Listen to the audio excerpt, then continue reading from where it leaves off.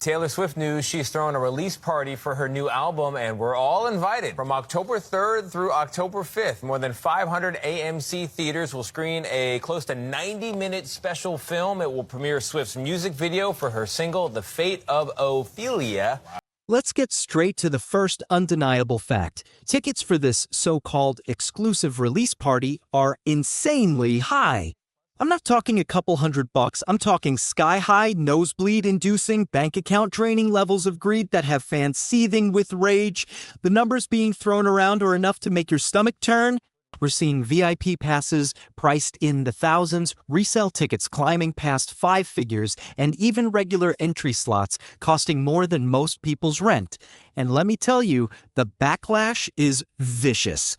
Fans aren't just complaining, they're exploding online with anger, calling this entire event a scam, a money grab, and proof that Taylor Swift's connection to her fans has turned into nothing more than corporate exploitation.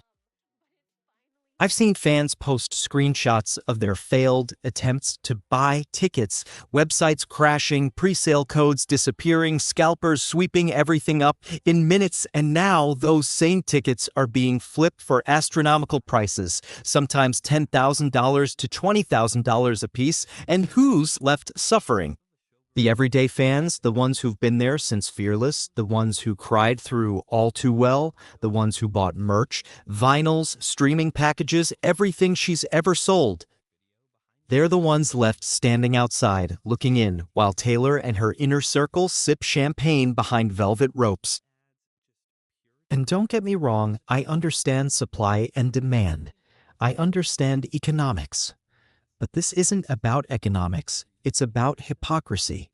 Taylor Swift has built her empire on the image of being the voice of the people, the one who fights for fairness, the one who defends artists' rights against greedy corporations. But when it comes to her own fans, suddenly fairness goes out the window. Suddenly, she's perfectly fine letting the market dictate who gets in, and guess what? It's not the die-hard Swifties, it's not the kids who saved every penny for a chance to be close to her. It's the rich, the privileged, the elite, the very people she pretends to be fighting against in her music. That's the disgusting irony. And fans are calling it out. Twitter, Instagram, TikTok, they're flooded with posts from fans saying they feel betrayed, abandoned, and used. One fan said, "I've supported her since day one, but this is the breaking point. I can't justify taking out a loan just to see her release an album." Another wrote, "It's like she's forgotten about us. She only cares about celebrities now." It doesn't stop there. Parents are furious too. They're saying these ticket prices are ripping families apart, that their kids are crying at home because they can't afford to go, that this is setting a dangerous precedent where music becomes a luxury for the wealthy instead of a gift for everyone. And they're right, it's shameful. And here's where it gets even uglier. People who did manage to secure tickets are flaunting them online, waving their golden passes like trophies, while thousands of others rage in the comments. This has created a toxic culture of jealousy and bitterness that is tearing the fandom apart from the inside. Swifties are turning on each other, accusing one another of being sellouts, scalpers, or fake fans who only care about clout. Friendships are ending over this. Longtime fan communities are crumbling. All because one release party was priced out of reach for the very people who built Taylor Swift's empire brick by brick. But the greed doesn't end with tickets. Inside sources are saying that even at the party itself, fans who somehow get in will be pushed into tiers of exclusivity, sections divided by who paid more, who has VIP status, who has the gold package versus the silver. Think about that for a second. Not only do you have to pay thousands just to step through the door, but once you're inside, you're still reminded that you're not good enough unless you're at the very top tier. That's not fandom, that's feudalism.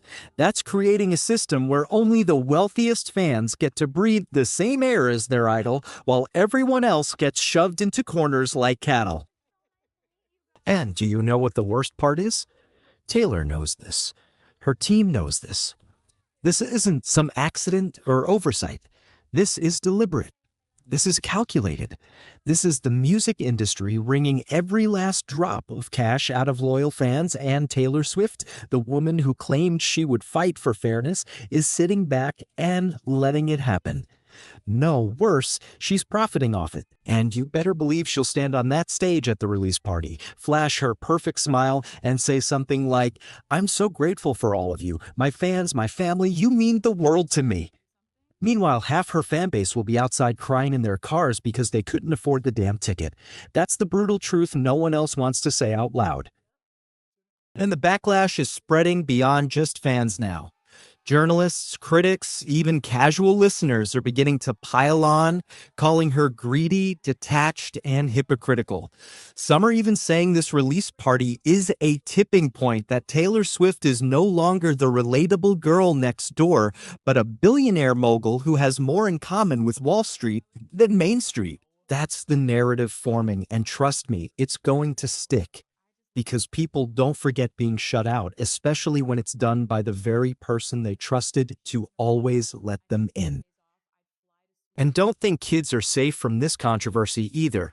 Parents are now warning that these obscene prices, combined with the controversies surrounding the album's so-called pornographic cover art, could make this entire release toxic for younger audiences.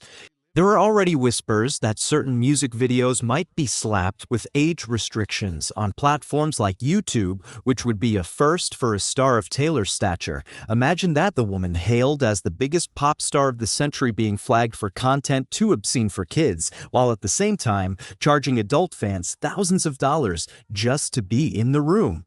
If that doesn't scream hypocrisy, I don't know what does. I've even seen rumors swirling that protests could erupt outside MetLife Stadium on the night of the release.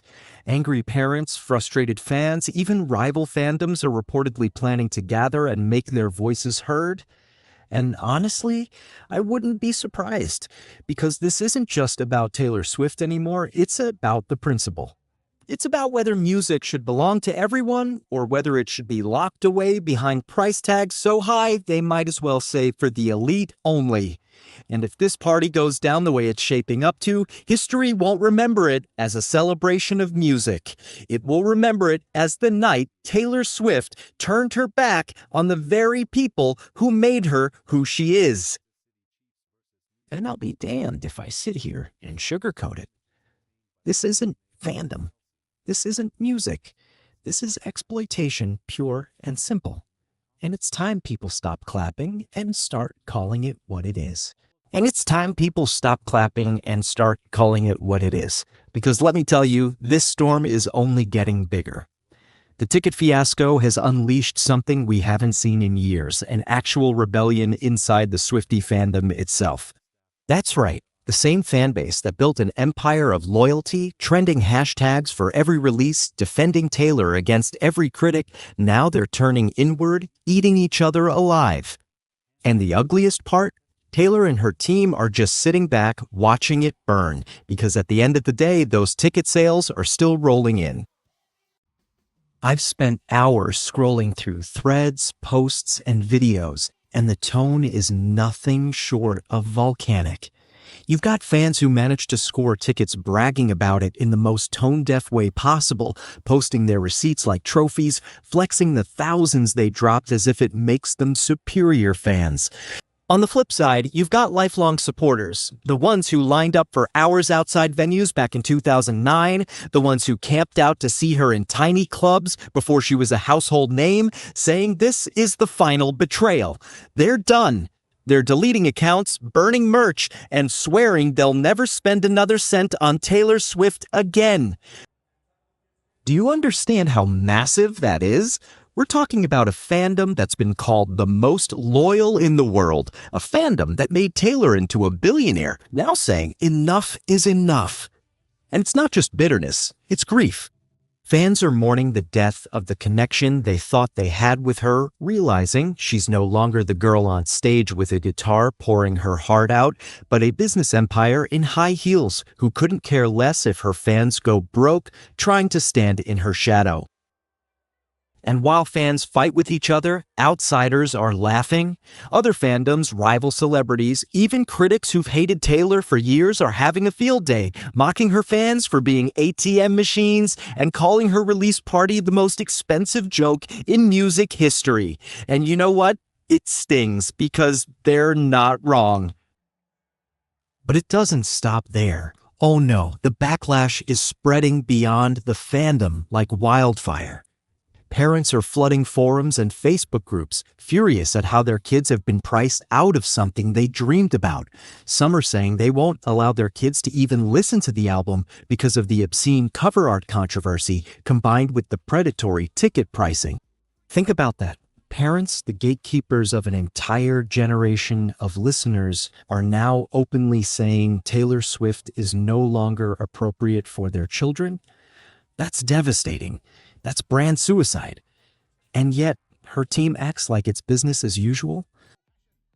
Media, of course, is playing both sides, fanning the flames. You've got glossy magazines still sucking up, praising Taylor's visionary rollout and her cultural dominance.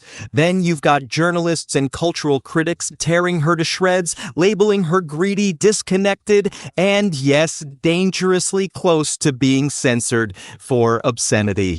That's right, the word censorship is being whispered now. Platforms like YouTube, TikTok, and even Spotify are reportedly monitoring her visuals to decide if parental controls will be triggered. Imagine that, Taylor Swift, the untouchable pop goddess, suddenly being treated like some underground shock artist whose work is not suitable for children. That's how far this controversy has spiraled. And the protests? They're real. I've seen flyers circulating, I've seen private groups forming, and I've spoken to sources who claim that outside MetLife Stadium on the night of the release, there will be actual demonstrations. Parents with signs, fans dressed in old tour shirts chanting betrayal, religious groups threatening to boycott, rival fandoms promising to show up just to heckle. We are on the verge of seeing a release party that doesn't look like a celebration, but like a battleground, and Taylor Swift will walk in with her entourage, probably shielded by 5 layers of security and tinted glass SUVs, pretending the noise outside doesn't exist. But it will exist, and the cameras will capture it, and history will remember it. Now let's talk about those cameras, because this is another layer of chaos. Media outlets are drooling over this controversy. Networks that normally wouldn't touch a pop release party with a 10-foot pole are now lining up to cover it like it's breaking political news. Why? Because controversy sells, and this controversy is gold. Every photo of Taylor walking in, every shot of a protest sign, every tearful fan outside, it's all going to be blasted across the internet in seconds. And once those images go viral, the narrative will lock in. This isn't just a release party, it's a cultural flashpoint. The day Taylor Swift, one America's sweetheart, crossed the line into something darker, greedier, and more obscene. And let me tell you something that no one else will say. This backlash isn't going away. This isn't a one-week Twitter trend or a temporary storm.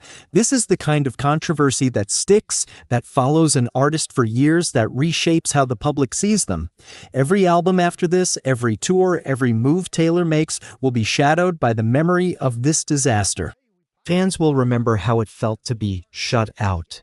Parents will remember being priced out.